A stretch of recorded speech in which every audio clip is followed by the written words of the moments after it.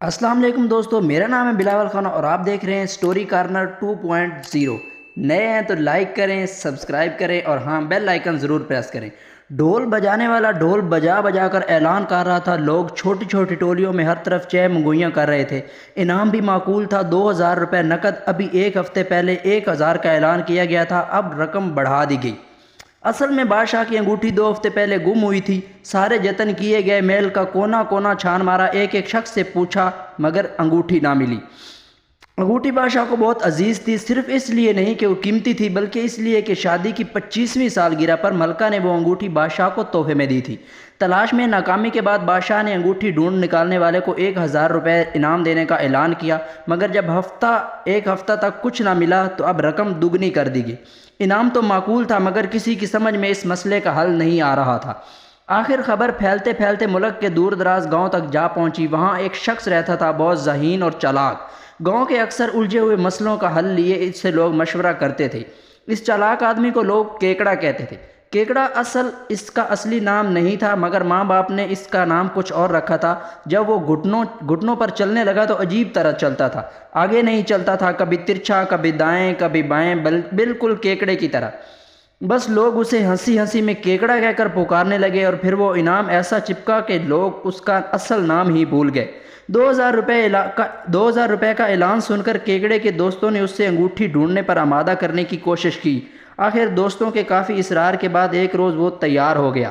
پلے تو اس کو کچھ نہیں پڑ رہا تھا، مگر وہ انگوٹھی کا پتہ کیسے چلائے گا؟ اس نے کچھ سوچا، چلو ایک طرف دوستوں کی بات بھی رہ جائے گی اور دوسری طرف کچھ مفت میں عیش بھی ہو جائے گی۔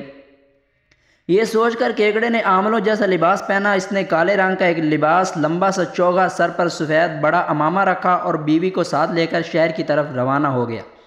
شاہی محل پہنچ کر اس نے خود کو ماہر فلکیات اور عامل نجومی کی طرح ظاہر کیا۔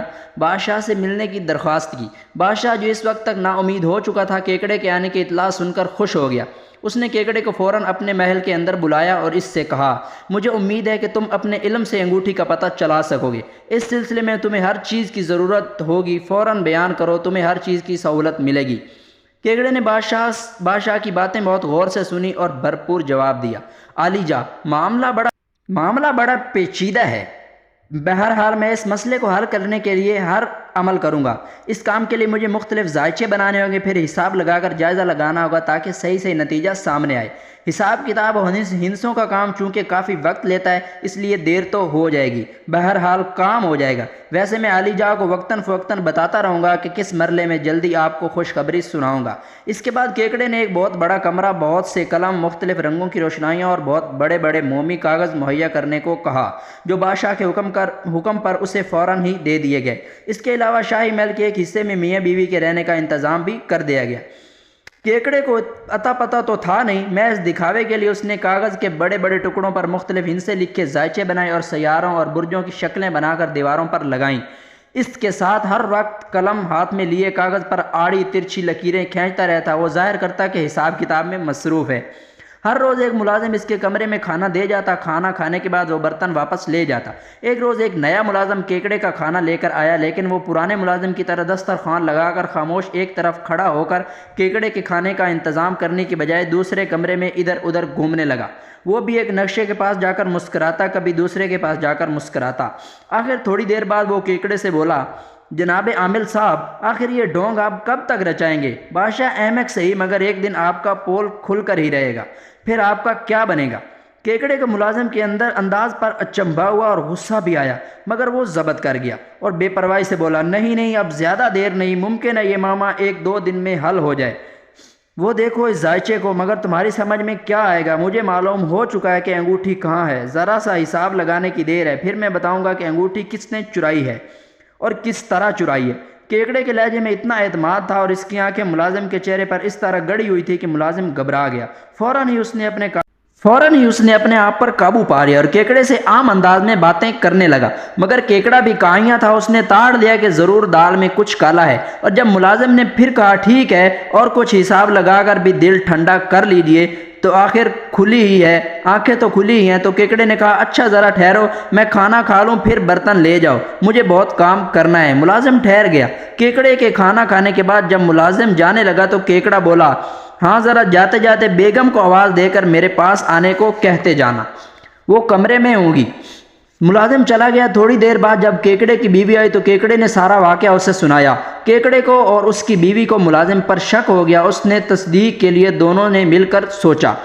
دوسرے دن پہلے تو کیکڑے نے بادشاہ سے یہ کہہ کر ایک بڑے کاغذ پر گمشدہ انگوٹھی کی تصویر بنائی، پھر ایک کاغذ پر بڑے بڑے زائچے اور 12 برجوں کے نقشے بنا کر وہ کاغذ کیکڑے نے اپنے کمرے میں ایک قد آدم الماری کے دروازے پر لٹکا دیا اور اس کو سیدھی طرف انگوٹھی کے نقشے والا کاغذ کا حصہ چپکا دیا۔ شام کو جب ملازم کھانا لے کر واپس آیا تو کیکڑے نے جلدی سے اس سے کہا کھانا تو ذرا ایک طرف رکھ دو، ابھی دسترخوان مت بچھاؤ، مہربانی کر کے ذرا میری مدد کرو، میں ایک عمل کرنا چاہتا ہوں۔ ملازم نے کھانا ایک طرف رکھ دیا اور کیکڑے کے پاس آ گیا۔ کیکڑے نے اس سے کہا اپنا دایاں ہاتھ انگوٹھی کے نقشے پر رکھو اور بایاں دوسرے کاغذ کے سیاروں کے 12 برجوں کے ناموں کے بیچوں بیچ۔ کیکڑے نے ملازم کو نقشہ دکھاتے ہوئے کہا۔ ملازم ذرا ہچکچایا تو کیکڑے نے کہا ڈر کیوں رہے ہو؟ جواب میں ملازم خاموشی سے اپنے ہاتھ کیکڑے کے کہنے کے مطابق دونوں نقشوں پر رکھ کر کھڑا ہو گیا۔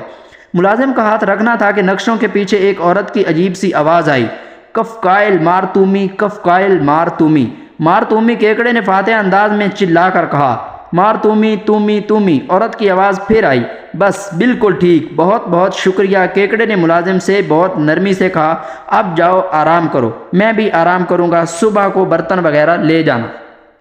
کیکڑے کو ملازم پر شک تو پہلے ہی ہو چکا تھا مگر بغیر ثبوت کے وہ کچھ کر نہیں سکتا تھا۔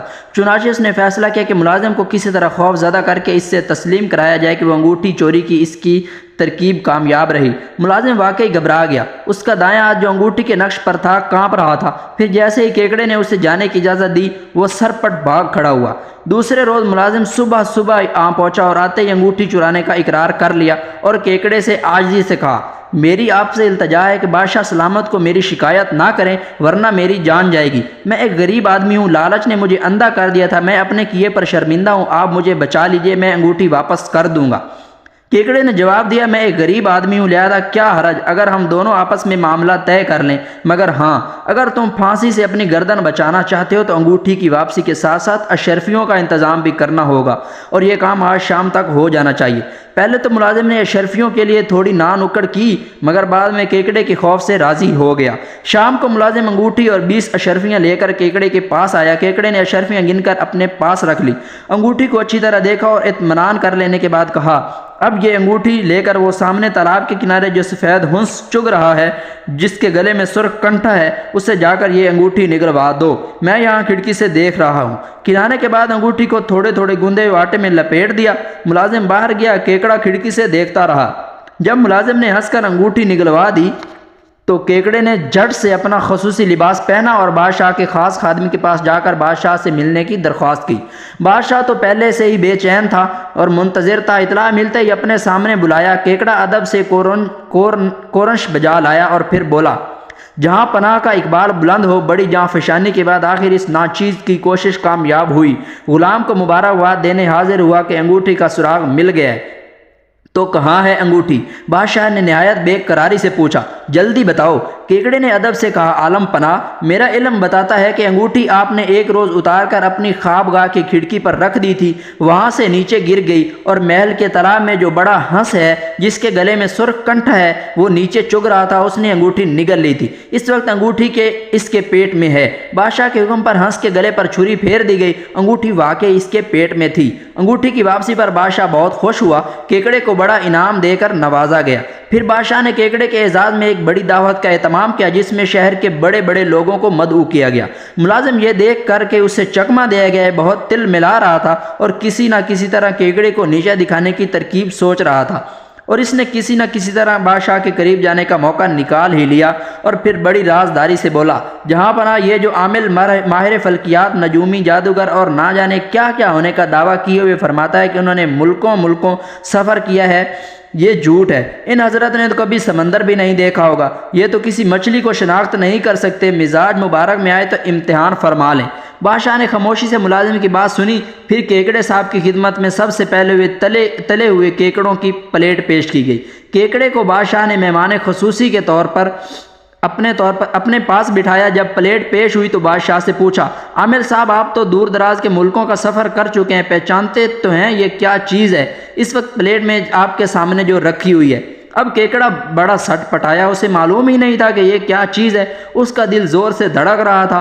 پلیٹ میں تلے ہوئے کیکڑے کو الٹ پلٹ کر دیکھا اور جب کچھ نہ بن پڑا تو حسرت بھرے انداز میں بولا، کیکڑے میاں آج تمہاری خیر نہیں۔ اس کا یہ کہنا تھا کہ بادشاہ نے زوردار کہکا مارا اور بولا، اس شریر ملازم کی حرکت تھی جس نے تمہارے خلاف ہمیں بھڑکایا، اب اس ملازم کو نکالا جاتا ہے۔ پھر کیکڑے اور اس کی بیوی کو بادشاہ نے اپنی خاص سواری پر اس کے گاؤں روانہ کیا۔ گاؤں پہنچنے پر کیکڑے کی بڑی آؤ بھگت اور دونوں میاں بیوی خوشحالی کی زندگی بسر کرنے لگے۔ لائک کر دیں، سبسکرائب کر دیں اور نئے ہیں تو بیل آئیکن ضرور پریس کریں۔ مزید ایسی کہانیوں کے لیے شکریہ۔